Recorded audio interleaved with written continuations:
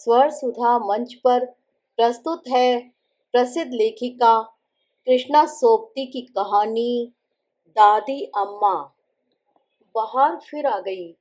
वसंत की हल्की हवाएं पतझड़ के फीके ओठों को चुपके से चूम गई। जाड़े ने सिकुड़े सिकुड़े पंख फड़फड़ाए और सर्दी दूर हो गई। आंगन में पीपल के पेड़ पर नए पात खिलखिलाए। परिवार की हंसी खुशी में तैरते दिन रात मुस्कुरा उठे। भरा भराया घर, संभली संवरी सी सुंदर सलोनी बहुएं, चंचलता से खिलखिलाती बेटियां, मजबूत बाहों वाले युवा बेटे। घर की मालकिन मेहरां अपने हरे भरे परिवार को देखती है और सुख में भीग जाती है।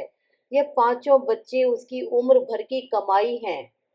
उसे वे दिन नहीं भूलते जब ब्याह के बाद 6 वर्षों तक उसकी गोद नहीं भरी थी। उठते बैठते सास की गंभीर कठोर दृष्टि उसकी समूची देह को टटोल जाती। रात को तकिए पर सिर डाले डाले वह सोचती कि पति के प्यार की छाया में लिपटे लिपटे भी उसमें कुछ व्यर्थ हो गया है, असमर्थ हो गया है। कभी सकुचाती सी ससुर के पास से निकलती तो लगता कि इस घर की देहरी पर पहली बार पांव रखने पर जो आशीष उसे मिली थी वह उसे सार्थक नहीं कर पाई। वह ससुर के चरणों में झुकी थी और उन्होंने सिर पर हाथ रखकर कहा था, बहू रानी फूलो फलो। कभी दर्पण के सामने खड़ी खड़ी वह बाहें फैलाकर देखती, क्या इन बाहों में अपने उपजे किसी नन्हे मुन्ने को भर लेने की क्षमता नहीं। 6 वर्षों की लंबी प्रतीक्षा के बाद सर्दियों की एक लंबी रात में करवट बदलते बदलते मेहरा को पहली बार लगा था कि जैसे नरम नरम लिहाफ में वह सिकुड़ी पड़ी है, वैसे ही उसमें उसके तन मन प्राण के नीचे गहरे कोई धड़कन उससे लिपटी आ रही है। उसने अंधियारे में एक बार सोए हुए पति की ओर देखा था और अपने से लजाकर अपने हाथों से आंखें ढांप ली थी। बंद पलकों के अंदर से दो चमकती आंखें थी, दो नन्हे नन्हे हाथ थे, दो पांव थे। सुबह उठकर किसी मीठी शिथिलता में घिरे घिरे अंगड़ाई ली थी। आज उसका मन भरा है, मन भरा है। सास ने भाप कर प्यार बरसाया था। बहू अपने को थकाओ मत, जो सहज सहज कर सको करो, बाकी मैं संभाल लूंगी। वह कृतज्ञता से मुस्कुरा दी थी। काम पर जाते पति को देखकर मन में आया था कि कहे, अब तुम मुझसे अलग बाहर ही नहीं मेरे अंदर भी हो। दिन में सास आ बैठी, माथा सहलाते सहलाते बोली, बहू रानी भगवान मेरे बच्चे को तुम सा रूप दे और मेरे बेटे सा जिगरा। बहू की पलकें झुक आई। बेटी उस मालिक का नाम लो जिसने बीज डाला है, वह फल भी देगा। मेहरा को माँ का घर याद हो आया। पास पड़ोस की स्त्रियों के बीच माँ भाभी का हाथ आगे कर कह रही है, बाबा यह बताओ मेरी बहू के भाग्य में कितने फल हैं। पास खड़ी मेहरा समझ नहीं पाई थी। हाथ में फल? माँ हाथ में फल कब होते हैं? फल किसे कहती हो माँ? माँ लड़की की बात सुनकर पहले हंसी, फिर गुस्सा होकर बोली, दूर हो जा मेहरा, जा बच्चों के संग खेल। उस दिन मेहरा का छोटा सा मन यह समझ नहीं पाया था, पर आज तो सास की बात वह समझ ही नहीं, बूझ भी रही थी।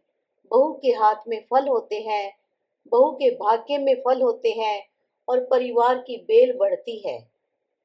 मेहरा की गोद से इस परिवार की बेल बढ़ी है। आज घर में 3 बेटे हैं, उनकी बहुएं हैं, ब्याह देने योग्य 2 बेटियां हैं। हल्के हल्के कपड़ों में लिपटी उसकी बहुएं जब उसके सामने झुकती हैं तो क्षण भर के लिए मेहरा के मस्तक पर घर की स्वामिनी होने का अभिमान उभर आता है। वह बैठे बैठे उन्हें आशीष देती है और मुस्कुराती है। ऐसे ही, बिल्कुल ऐसे ही वह भी कभी सास के सामने झुकती थी। आज तो वह तीखी निगाह वाली मालकिन बच्चों की दादी अम्मा बनकर रह गई है। पिछवाड़े के कमरे में से जब दादा के साथ बोलती हुई अम्मा की आवाज आती है तो पोते क्षण भर ठिठक कर अनसुनी कर देते हैं। बहुएं एक दूसरे को देखकर मन ही मन हंसती हैं। लाडली बेटियां सिर हिला हिलाकर खिलखिलाती हुई कहती हैं, दादी अम्मा बूढ़ी हो आई पर दादा से झगड़ना नहीं छोड़ा। मेहरा तो कभी कभी पति के निकट खड़ी हो कह देती है, अम्मा नाहक बापू के पीछे पड़ी रहती है, बहू बेटियों वाला घर है, क्या यह अच्छा लगता है? पति एक बार पढ़ते पढ़ते आंखें ऊपर उठाते हैं, पल भर पत्नी की ओर देख दोबारा पन्ने पर दृष्टि गड़ा देते हैं। माँ की बात पर पति की मौन गंभीर मुद्रा मेहरा को नहीं भाती, लेकिन प्रयत्न करने पर भी वह कभी पति को कुछ कह देने तक खींच नहीं पाई। पत्नी पर एक उड़ती निगाह और बस। किसी को आज्ञा देती मेहरा की आवाज सुनकर कभी उन्हें भ्रम हो आता है वह मेहरा का नहीं, अम्मा का ही रोबीला स्वर है। उनके होश में अम्मा ने कभी ढीलापन जाना ही नहीं। याद नहीं आता कि कभी माँ के कहने को वह जाने अनजाने टाल सके हों। और अब जब माँ की बात पर बेटियों को हंसते सुनते हैं तो विश्वास नहीं आता। क्या सचमुच माँ आज ऐसी बातें किया करती हैं कि जिन पर बच्चे हंस सकें? और अम्मा तो सचमुच उठते बैठते बोलती है, झगड़ती है। झुकी कमर पर हाथ रखकर वह चारपाई से उठकर बाहर आती है तो जो सामने हो उस पर बरसने लगती है। बड़ा पोता काम पर जा रहा है। दादी अम्मा पास आ खड़ी हुई, एक बार ऊपर तले देखा और बोली, काम पर जा रहे हो बेटे, कभी दादा की ओर भी देख लिया करो। कब से उनका जी अच्छा नहीं। जिसके घर में भगवान के दिए बेटे पोते हों वह इस तरह बिना दवा दारू पड़े रहते हैं। बेटा दादी माँ की नजर बचाता है। दादा की खबर क्या घर भर में उसे ही रखनी है। छोड़ो, कुछ न कुछ कहती ही जाएंगी अम्मा। मुझे देर हो रही है। लेकिन दादी अम्मा जैसे राह रोक लेती हैं। अरे बेटा, कुछ तो लिहाज करो। बहू बेटे वाले हुए मेरी बात तुम्हें अच्छी नहीं लगती। मेहरा मंझली बहू से कुछ कहने जा रही थी, लौटती हुई बोली, अम्मा कुछ तो सोचो। लड़का बहू बेटों वाला है तो क्या उस पर तुम इस तरह बरसती रहोगी? दादी अम्मा ने अपनी पुरानी निगाह से मेहरा को देखा और जलकर कहा, क्यों नहीं बहू, अब तो बेटों को कुछ कहने के लिए तुमसे पूछना होगा। यह बेटे तुम्हारे हैं, घर बार तुम्हारा है, हुक्म हासिल तुम्हारा है। मेहरा पर इस सब का कोई असर नहीं हुआ। सास को वहीं खड़ा छोड़ वह बहू के पास चली गई। दादी अम्मा ने अपनी पुरानी आंखों से बहू की वह रोबीली चाल देखी और ऊंचे स्वर में बोली, बहू रानी, इस घर में अब मेरा इतना सामान रह गया है, तुम्हें इतना घमंड? मेहरा को सास के पास लौटने की इच्छा नहीं थी, पर घमंड की बात सुनकर लौट आई। मान की बात करती हो अम्मा, तो आए दिन छोटी छोटी बात लेकर जलने कलपने से किसी का मान नहीं रहता। इस उल्टी आवाज ने दादी अम्मा को और जला दिया। हाथ हिला हिलाकर क्रोध में रुक रुक कर बोली, बहू, यह सब तुम्हारे अपने सामने आएगा। तुमने जो मेरा जीना दूभर कर दिया है, तुम्हारी तीनों बहुएं भी तुम्हें इसी तरह समझेंगी।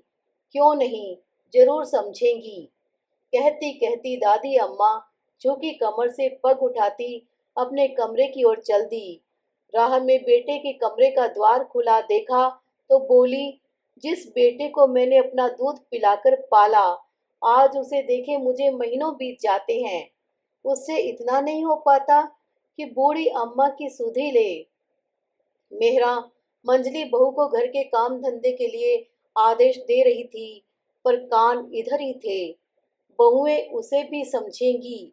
इस अभिशाप को वह कड़वा घूंट समझकर पी गई थी, पर पति के लिए सास का यह उलाहना सुनकर न रहा गया।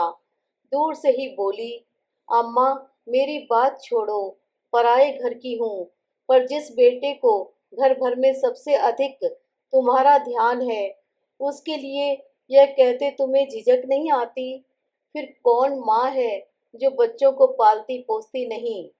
अम्मा ने अपनी झुर्रियों पड़ी गर्दन पीछे की। माथे पर पड़े तेवरों में इस बार क्रोध नहीं, भर्त्सना थी। चेहरे पर वही पुरानी उपेक्षा लौट आई। बहू, किससे क्या कहा जाता है? यह तुम बड़े समधियों से माथा लगा सब कुछ भूल गई हो। माँ अपने बेटे से क्या कहे, यह भी क्या अब मुझे बेटे की बहू से ही सीखना पड़ेगा? सच कहती हो बहू, सभी माएं बच्चों को पालती हैं। मैंने कोई अनोखा बेटा नहीं पाला था। बहू, फिर तुम्हें तो मैं पराई बेटी करके ही मानती रही हूँ। तुमने बच्चे आप जने, आप ही वे दिन काटे, आप ही बीमारियां झेली। मेहरा ने खड़े खड़े चाहा कि सास यह कुछ कहकर और कहती। वह इतनी दूर नहीं उतरी कि इन बातों का जवाब दे। चुपचाप पति के कमरे में जाकर इधर उधर बिखरे कपड़े सहेजने लगी। दादी अम्मा कड़वे मन से अपनी चारपाई पर जा पड़ी। बुढ़ापे की उम्र भी कैसी होती है, जीते जी मन से संग टूट जाता है। कोई पूछता नहीं, जानता नहीं। घर के पिछवाड़े, जिसे वह अपनी चलती उम्र में कोठरी कहा करती थी, उसी में आज वह अपने पति के साथ रहती है। एक कोने में उसकी चारपाई और दूसरे कोने में पति की, जिसके साथ उसने अनगिनत बहारें और पतझड़ गुजार दिए हैं। कभी घंटों में चुपचाप अपनी अपनी जगह पर पड़े रहते हैं। दादी अम्मा बीच बीच में करवट बदलते हुए लंबी सांस लेती हैं। कभी पतली नींद में पड़ी पड़ी वर्षों पहले की कोई भूली बिसरी बात करती हैं, पर बच्चों के दादा उसे सुनते नहीं। दूर कमरों में बहुओं की मीठी दबी दबी हंसी वैसे ही चलती रहती है। बेटियां खुले खुले खिलखिलाती हैं। बेटों के कदमों की भारी आवाज कमरे तक आकर रह जाती है, और दादी अम्मा और पास पड़े दादा में जैसे बीत गई वर्षों की दूरी झूलती रहती है। आज दादा जब घंटों धूप में बैठकर अंदर आए तो अम्मा लेटी नहीं, चारपाई की बाह पर बैठी थी। गाढ़े की धोती से पूरा तन नहीं ढका था। पल्ला कंधे से गिरकर एक ओर पड़ा था। वक्ष खुला था। आज वक्ष में ढकने को रह भी क्या गया था। गले और गर्दन की झुर्रियां एक जगह आकर इकट्ठी हो गई थी। पुरानी छाती पर कई तिल चमक रहे थे। सिर के बाल उदासीनता से माथे के ऊपर सटे थे। दादा ने देखकर भी नहीं देखा। अपने से पुराना कोट उतारकर खूंटी पर लटकाया और चारपाई पर लेट गए।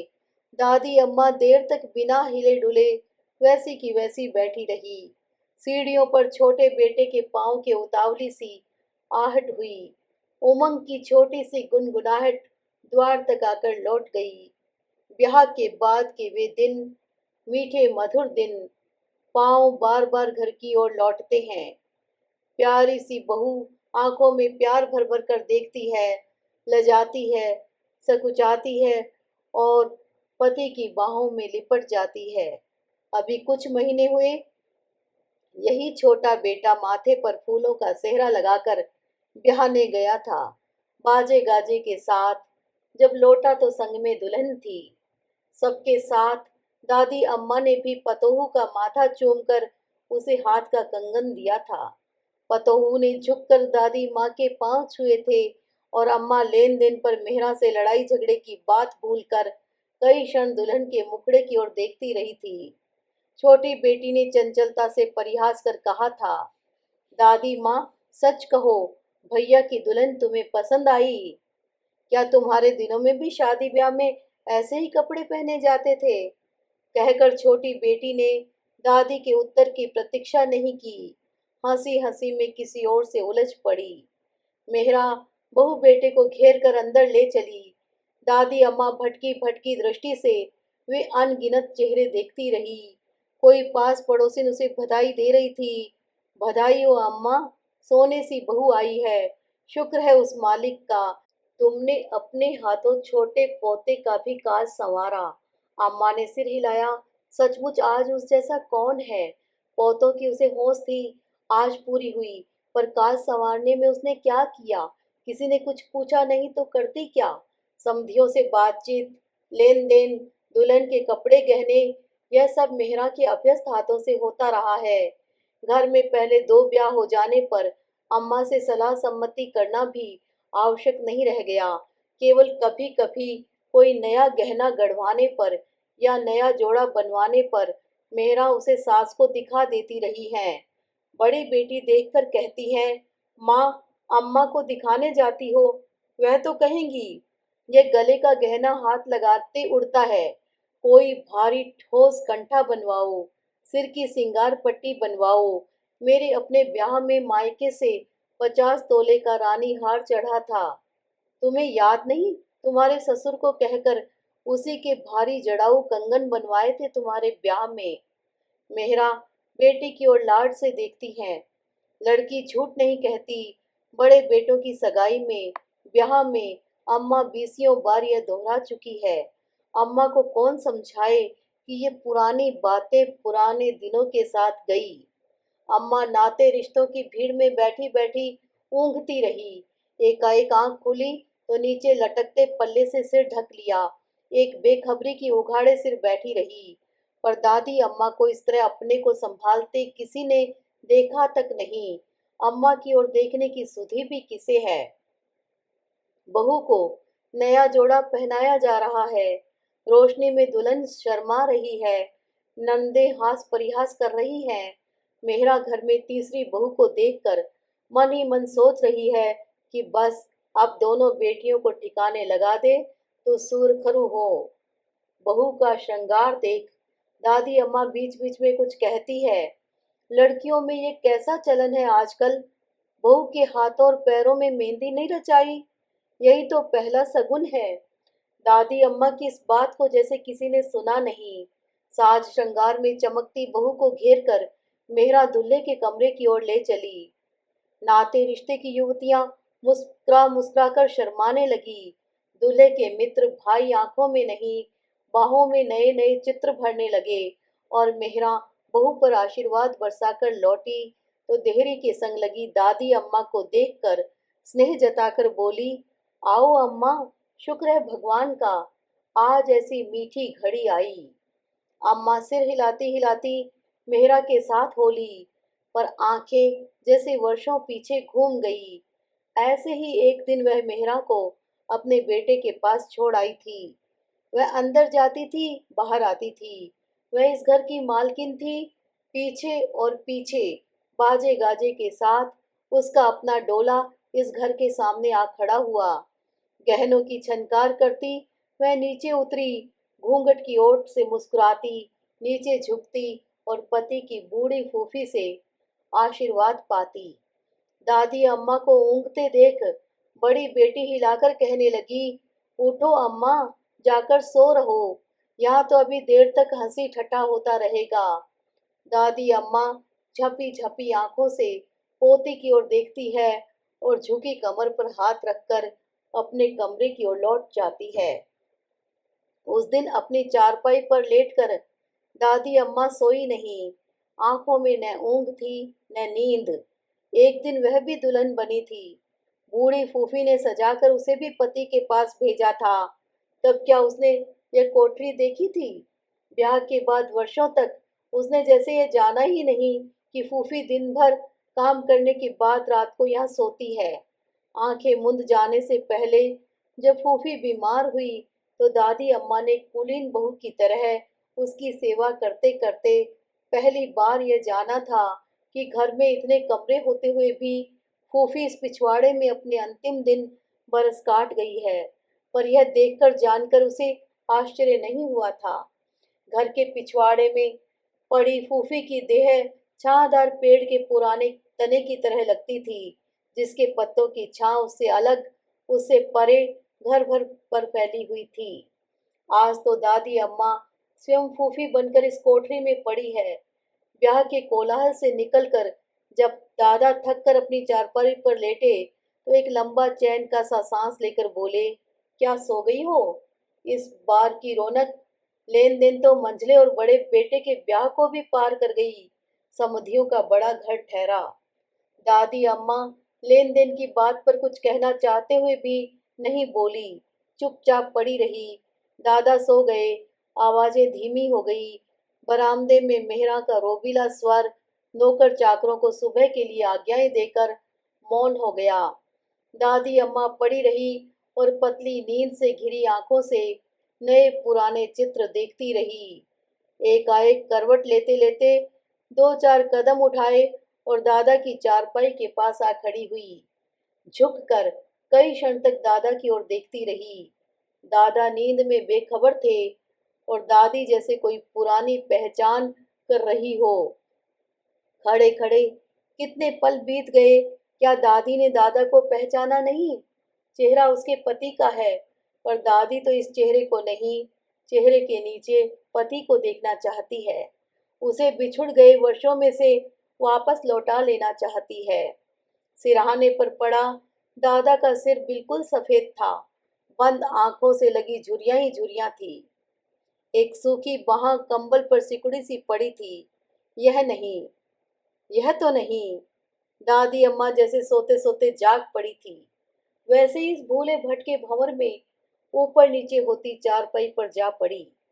उस दिन सुबह उठकर जब दादी अम्मा ने दादा को बाहर जाते देखा, तो लगा कि रात भर की भटकी भटकी तस्वीरों में से कोई भी तस्वीर उसकी नहीं थी। वह इस सूखी देह और झुके कंधे में से किसे ढूंढ रही थी? दादी अम्मा चारपाई की बाहों से उठी और लेट गई। अब तो इतनी सी दिनचर्या शेष रह गई है।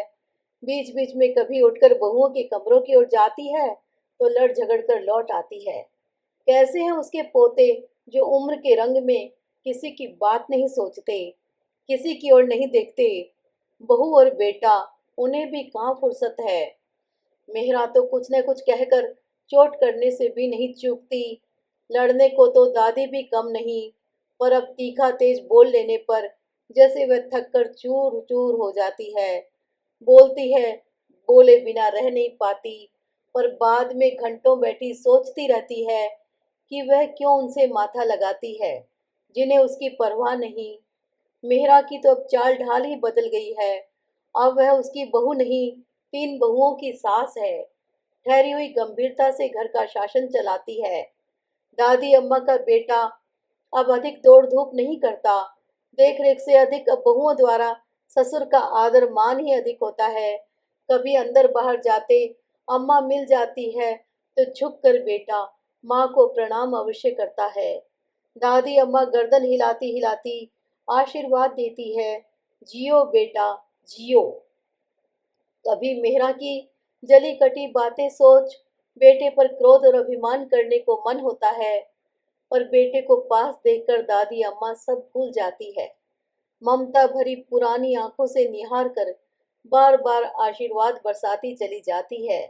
सुख पाओ, भगवान बड़ी उम्र दे।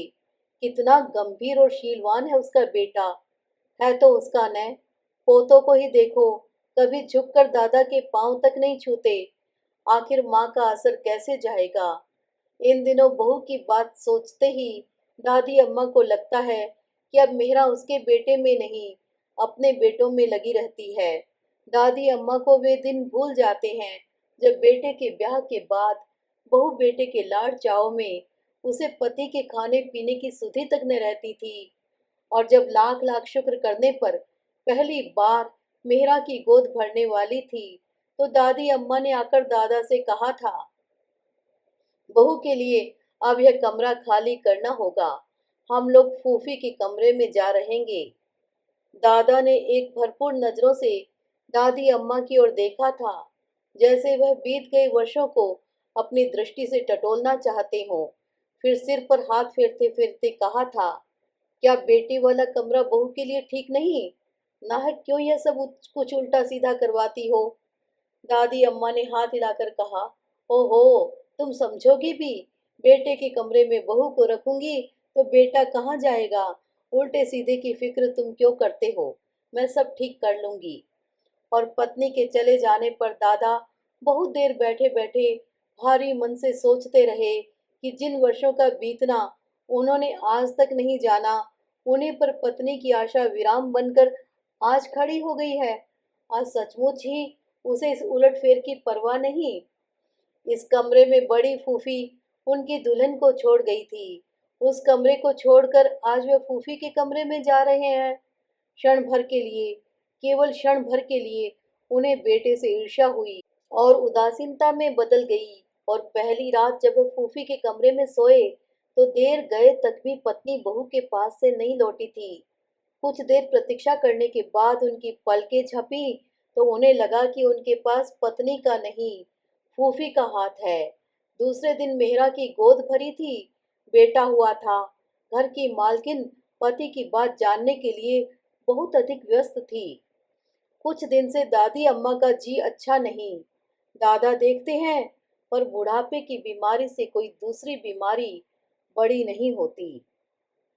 दादी अम्मा बार बार करवट बदलती है और फिर कुछ कुछ देर के लिए हाँफ कर पड़ी रह जाती है। दो एक दिन से वह रसोई घर की ओर भी नहीं आई, जहाँ मेहरा का आधिपत्य रहते हुए भी वह कुछ न कुछ नौकरों को सुनाने में चूकती नहीं है। आज दादी को न देखकर छोटी बेटी हंसकर मंजली भाभी से बोली, भाभी, दादी अम्मा के पास अब शायद कोई लड़ने झगड़ने की बात नहीं रह गई, नहीं तो अब तक कई बार चक्कर लगाती। दोपहर को नौकर जब अम्मा के यहाँ से अनछुई थाली उठा लाया तो मेहरा का माथा ठनका। अम्मा के पास जाकर बोली, अम्मा कुछ खा लिया होता, क्या जी अच्छा नहीं? एकाएक अम्मा कुछ बोली नहीं, क्षण भर रुककर आंखें खोली और मेहरा को देखती रह गई। खाने को मन न हो तो अम्मा दूध ही पी लो। अम्मा ने हाँ ना कुछ नहीं की, न पलकें ही झपकी। इस दृष्टि से मेहरा बहुत वर्षों के बाद आज फिर डरी। इनमें न क्रोध था, न सास की तरेर थी, न मन मुटाव था। एक लंबा गहरा उल्हाना पहचानते मेहरा को देर नहीं लगी। डरते डरते सास के माथे को छुआ, ठंडे पसीने से भीगा था।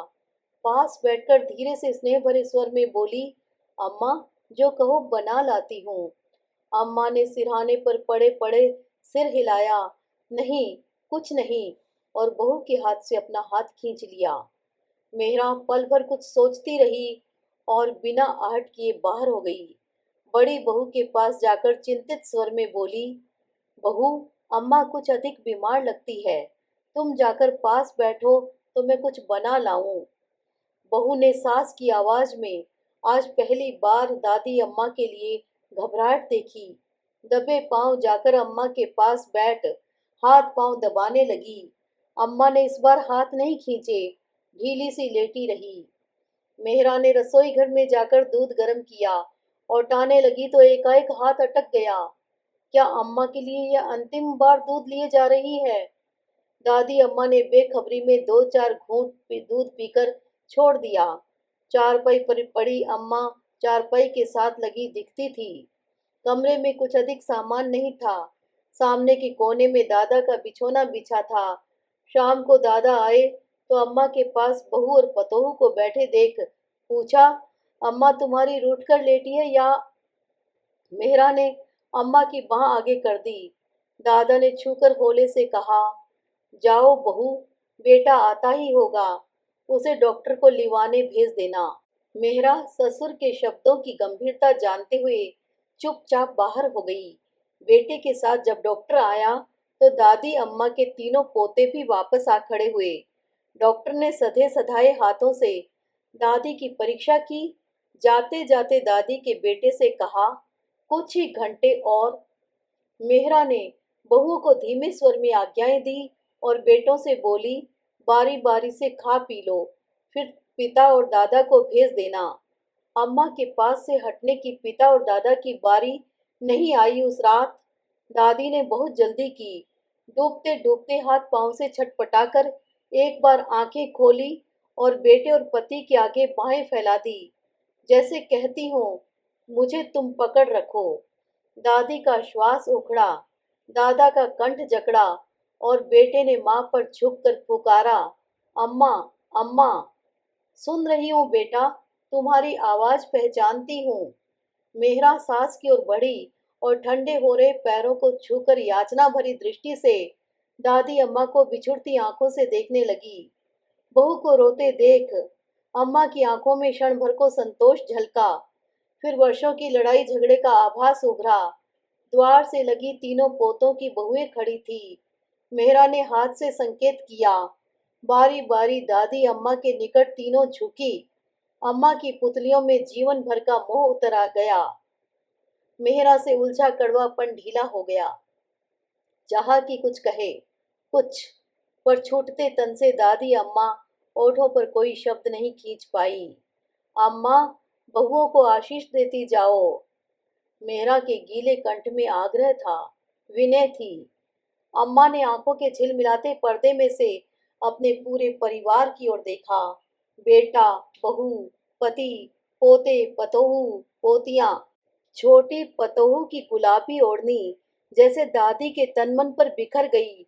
उस ओढ़नी से लगे गोरे गोरे लाल लाल बच्चे, हंसते खेलते, भोली किलकारियां। दादी अम्मा की धुंधली आंखों में से और सब मिट गया, सब कुछ गया। केवल ढेर से अगणित बच्चे खेलते रह गए, उसके पोते, उसके बच्चे। पिता और पुत्र ने एक साथ देखा। अम्मा जैसे हल्के से हंसी, हल्के से। मेहरा को लगा अम्मा बिल्कुल वैसे हंस रही है जैसे पहली बार बड़े बेटे के जन्म पर वह उसे देखकर हंसी थी।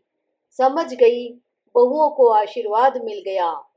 दादा ने अपने सिकुड़े हाथ में दादी का हाथ लेकर आंखों से लगाया और बच्चों की तरह बिलख बिलख कर रो पड़े। रात बीत जाने से पहले दादी अम्मा बीत गई। अपने भरे पूरे परिवार के बीच वह अपने पति, बेटे और पोतों के हाथों में अंतिम बार घर से उठ गई। दाह संस्कार हुआ और दादी अम्मा की पुरानी देह फूल हो गई। देखने सुनने वाले बोले, भाग्य हो तो ऐसा फलता फूलता परिवार। मेहरा ने उदास उदास मन से सबके लिए नहाने का सामान जुटाया, घर बाहर धुलाया। नाते रिश्तेदार, पास पड़ोसी अब तक लौट गए थे। मौत के बाद रूखी सहमी सी दोपहर। अनचाहे मन से कुछ खा पीकर घर वाले चुपचाप खाली हो बैठे। अम्मा चली गई, पर परिवार भरा पूरा है। पोते थक कर अपने अपने कमरों में जा लेटे। बहुएं उठने से पहले सास की आज्ञा पाने को बैठी रही। दादी अम्मा का बेटा निढाल होकर कमरे में जा लेटा।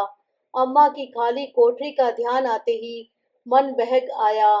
कल तक अम्मा थी तो सही उस कोठी में। रुआंसी आंखें बरस कर झुक आई तो सपने में देखा, नदी किनारे घाट पर अम्मा खड़ी है।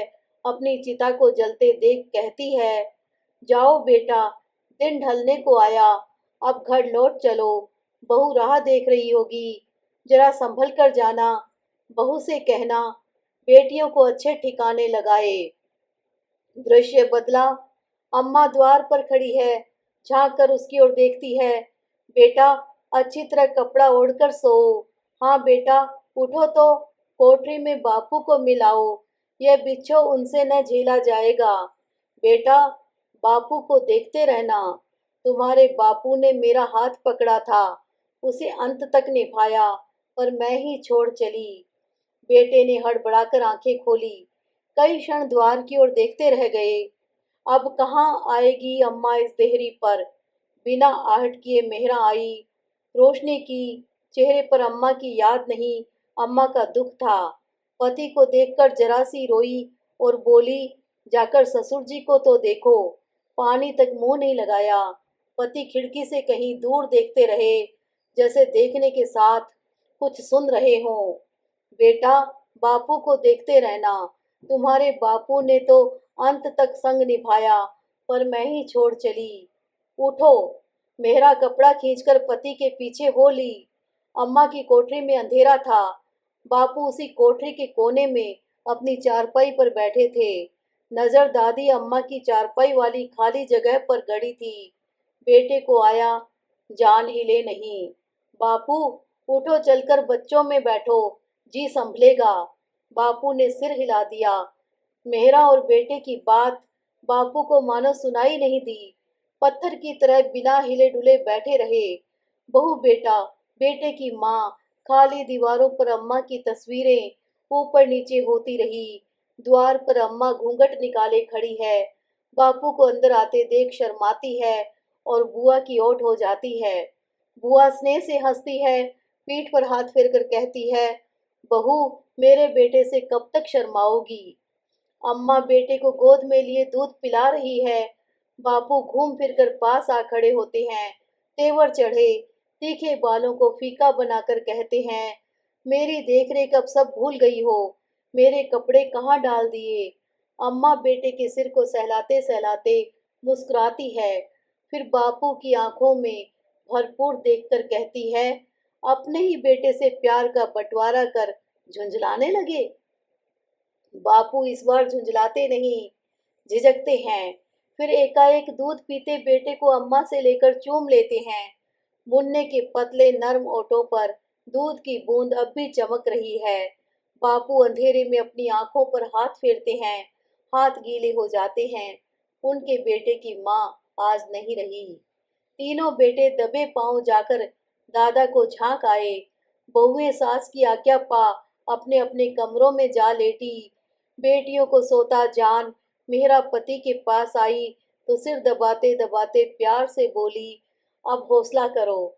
लेकिन एकाएक किसी की गहरी सिसकी सुन चौंक पड़ी। पति पर झुककर बोली, बापू की आवाज लगती है, देखो तो। बेटे ने जाकर बाहर वाला द्वार खोला। पीपल से लगी झुकी सी छाया। बेटे ने कहना चाहा, बापू, पर बैठे गले से आवाज निकली नहीं। हवा में पत्ते खड़खड़ाए, टहनियां हिली और बापू खड़े खड़े सिसकते रहे। बापू। इस बार बापू के कानों में बड़े पोते की आवाज आई। सिर ऊंचा किया तो तीनों बेटों के साथ देहरी पर झुकी मेहरा दिख पड़ी। आंसुओं के गीले पूर में से धुंध बह गई। मेहरा अब घर की बहू नहीं, घर की अम्मा लगती है। बड़े बेटे का हाथ पकड़कर बापू के निकट आई, झुककर गहरे स्नेह से बोली, बापू, अपने इन बेटों की ओर देखो। यह सब अम्मा का ही तो प्रताप है। महीने भर के बाद बड़ी बहू की झोली भरेगी। अम्मा का परिवार और फूले फलेगा। बापू ने इस बार सिसकी नहीं भरी, आंसुओं को खुले बह जाने दिया। पेड़ के कड़े तने से हाथ उठाते उठाते सोचा, दूर तक धरती में बैठी अगणित जड़ें अंदर ही अंदर इस बड़े पुराने पीपल को थामे हुए हैं। दादी अम्मा इसे नित्य पानी दिया करती थी। आज वह भी धरती में समा गई है। उसके तन से ही तो बेटे पोते का यह परिवार फैला है। पीपल की घनी छां की तरह यह और फैलेगा। बहू सच कहती है, यह सब अम्मा का ही प्रताप है। वह मरी नहीं, वह तो अपनी देह पर के कपड़े बदल गई है। अब वह बहू में जिएगी, फिर बहू की बहू में।